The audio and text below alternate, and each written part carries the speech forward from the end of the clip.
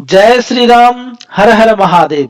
तो पुनः प्रस्तुत हूं आपके समक्ष आंजनेय काव्य श्रृंखला के छठे प्रस्तुति के साथ।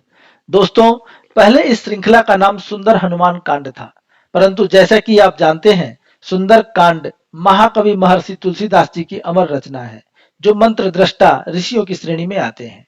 तो अपने अग्रज के कहने पर मैंने इस काव्य का शीर्षक बदल दिया। वैसे मैंने शैली तो उन्हीं की नकल की है, छंदों, चौपाइयों और दोहों के रूप में, परंतु मेरी कविता भगवान वाल्मीकि से ज्यादा प्रेरित है। अस्तु, तो हमेशा की तरह आपसे आग्रह करूंगा कि कृपया मेरे चैनल को सब्सक्राइब करें, मेरी कविताओं को लाइक करें, शेयर करें, साथ ही कमेंट्स के माध्यम से अपने विचार भी व्यक्त करने में उदारवादी बने। तो अब कविता की तरफ बढ़ते हैं। पिछले 5 अंकों में आपने देखा कि किस तरह महासागर की दुर्लंघता को धत्ता बताकर बजरंगबली हनुमान जी अनेकों बाधाओं और विपत्तियों सहित महासागर को लांघकर लंका पहुंचते हैं और लंका की शोभा देखते देखते, लंका की रेकी करते करते, भगवती सीता का अन्वेषण करते करते वे अशोक वाटिका में पहुंच जाते हैं। वहां उन्हें भगवती सीता का दर्शन तो प्राप्त होता है। हनुमान जी एक पेड़ की शाखा में छिप जाते हैं और भगवती सीता के पास जाने का मौका ढूंढने लगते हैं कि तभी वहां रावण पहुंचता है और भगवती सीता को अनेक प्रकार से लुभाने की कोशिश करता है, डराता है, धमकाता है और अंत में भगवती सीता के द्वारा धिक्कार पाकर, हार कर, खींच कर वह अपने भवन को लौट जाता है। तो यह था अब तक प्रस्तुत किए गए अंकों का सार अर्थात समरी। इस अंक में हम त्रिष्टा प्रकरण या प्रसंग की प्रस्तुति करेंगे। प्रस्तुत अंक में रावण द्वारा नियुक्त की गई राक्षसियां किस प्रकार भगवती सीता को दुख देती हैं और भगवती सीता और त्रिजटा के बीच जो संवाद होता है, यह प्रस्तुत करूंगा। तो श्री गणेश करता हूं। कसे सिया की चौकसी, कर नियुक्त खल मंद, चला अधम निज भवन महू, हो निराश 10 कंध। तो जब रावण की सारी नीतियां विफल हो गई, तो उसने भयानक पापपूर्ण राक्षसियों को भगवती सीता की रखवाली करने के लिए, उनकी चौकीदारी करने के लिए नियुक्त कर दिया और फिर वह दुरात्मा रावण निराश होकर अपने भवन को लौट गया। आए राक्षसी कलुष कुरूपा, वचन सुनी राक्षस कुल भूपा, भुज विहीन को बहुभुजधारी, पद विहीन को बहुपदचारी, एक कर्ण को कर्ण विहीना, दीर्घ नाक को नाक सहीना, को पीन को क्षीण शरीरा, को सहज को प्रबल अधीरा, मंद वचन सिय सकल सुनाए, विकट वेश धरि मातु डेराए, कपट हास कर अघ अभिलाषी, कहाँ राम तापस वनवासी, कहाँ दशानन भोग विलासा, मुखता के सुर जिन्ह प्रत्याशा, भुज बल हरे शक्र प्रभुताई, भ्रिकुटी देख जिन्ह काल डेराई, तजो भीरु तेहि तापस आशा,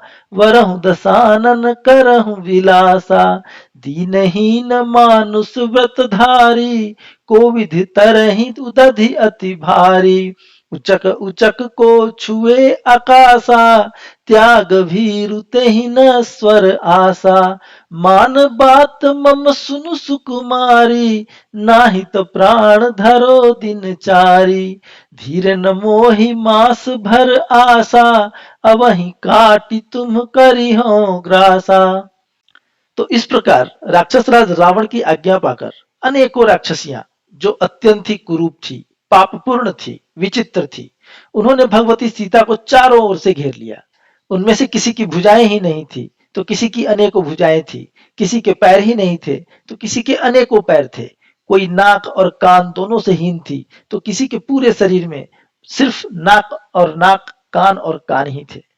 परंतु अपने रूप के अनुरूप ही वे सारी राक्षसियां भयानक बातों से और भयानक रूप बनाकर भगवती सीता को डराने लगी, दुख देने लगी। वे सीता से कहती हैं कि कहाँ तुम्हारा वह तपस्वी वनवासी दीन दरिद्र राम और कहाँ लंकेश रावण, जिसके वैभव को देखकर देवता भी उसका मुंह देखते हैं। वह इतना बलशाली है कि अपने बाहुबल से उसने इंद्र का राज्य छीन लिया। उसकी भ्रिकटियों को देखकर काल भी डरा करते हैं। तो तुम क्यों उस राम के फेर में पड़कर और दुखी होना चाहती हो। तुम्हें तो निश्चय ही उस तपस्वी राम की आशा छोड़कर रावण का वर्ण करना चाहिए और विलास में जीवन व्यतीत करना चाहिए। वह दीनहीन राम दुर्बल है, वह कहां से इस विशाल महासागर को लांघ पाएगा। लंका पहुंचने की बात तो बहुत दूर की है। यह तो वही बात हुई कि कोई उचक उचक कर कहे कि मैंने आसमान छू लिया। इसलिए अच्छा होगा कि तुम उसकी आशा छोड़ दो अथवा अपने प्राणों का मोह छोड़ दो, क्योंकि हम लंकेश्वर की तरह तुम्हें 2 महीने का प्राणदान नहीं देंगे। हम तुम्हें अभी मारकर तुम्हारा कलेवा बनाकर खा जाएंगे। बहुविधि त्रास देखा वही, निशिचरी खल दल मंद, साम दाम भय भेद करिहि, करिहि बहुत छल छंद।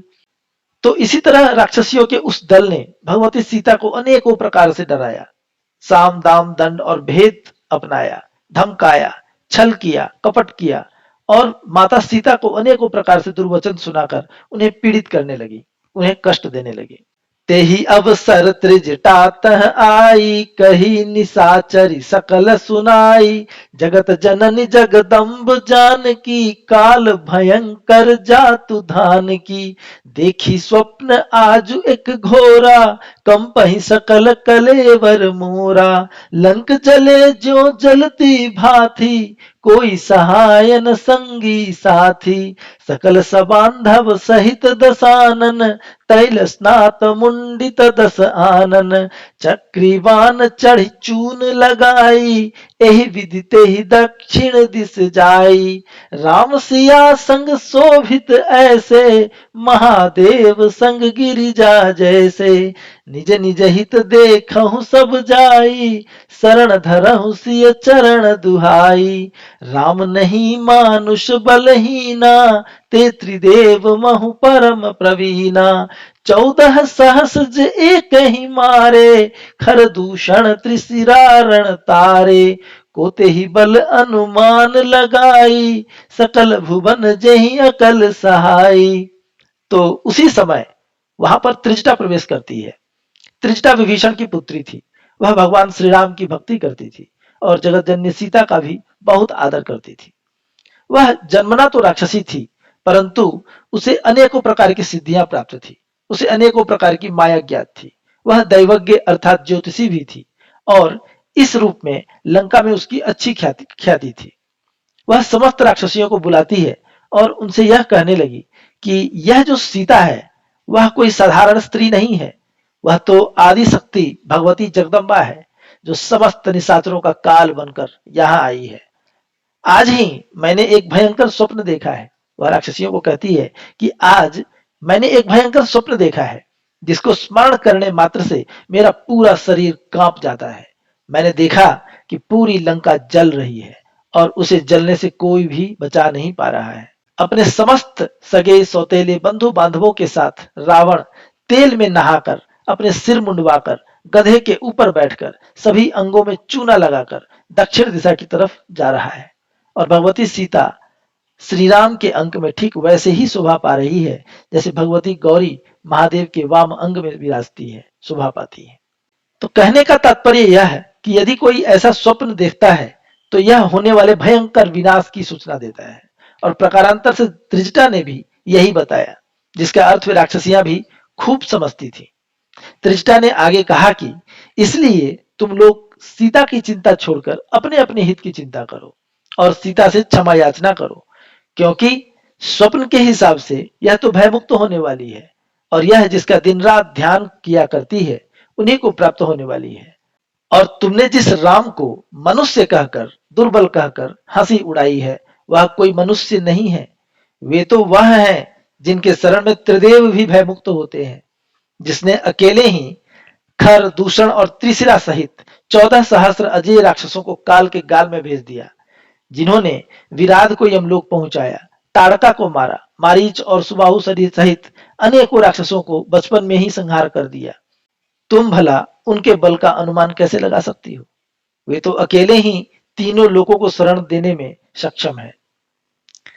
त्रिजटा वचन सुनी सब, निशिचरी भय सभीत, सकल सकुन स्वीकारते, काल भये विपरीत।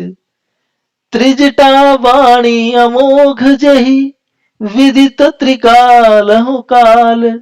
जातु धान जह तह गई, खलु समेट निज ब्याल। मृदुल बचन सुनि सजग पुनि, सिय उर के संताप। तपत तवा ज्यों जल जरे, उठे अनल बन भाप। शोक सिंधु उब डूब भई, पाए सिया नहीं पार। राम राम करि राममयी, धरी राम आधार। तो त्रिजटा की बात सुनकर सारी राक्षसियों को महान भय हुआ। उन्होंने भी लंका में कुछ ऐसे ही अशुभ शकुनों को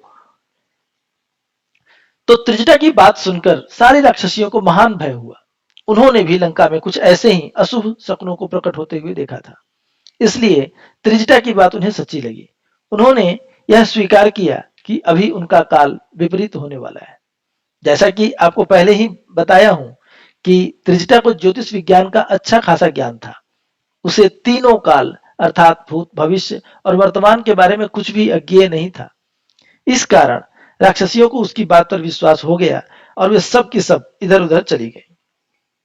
त्रिजटा के वचन यद्यपि सीता के सापेक्ष में थे, तथापि जैसे गर्म तवे पर ठंडे जल को छिड़कने से वह तत्काल वाष्प बनकर उड़ जाती है, वैसे ही त्रिजटा की बातों से भगवती सीता का शोक जो अब तक दबा हुआ था, वह पुनः फूट करके बाहर निकलने लगा।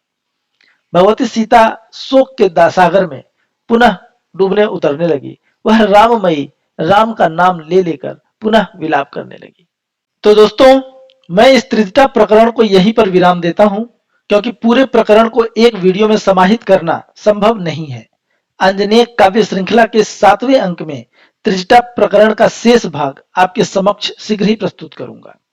इस वीडियो के साथ मैंने यह निश्चय किया है कि चौपाइयों और दोहों या छंदों का जो भी अर्थ है वह एक साथ ही आपके समक्ष प्रस्तुत करूंगा अंत में, ताकि काव्य और उसके अर्थ दोनों का आनंद अच्छे तरीके से लिया जा सके। इस बारे में आपकी क्या राय है यह जरूर बताइएगा। तो आपसे पुनः भेंट होगी शीघ्र ही। तब तक के लिए आज्ञा दीजिए। जय श्री राम, जय बजरंगबली, हर हर महादेव।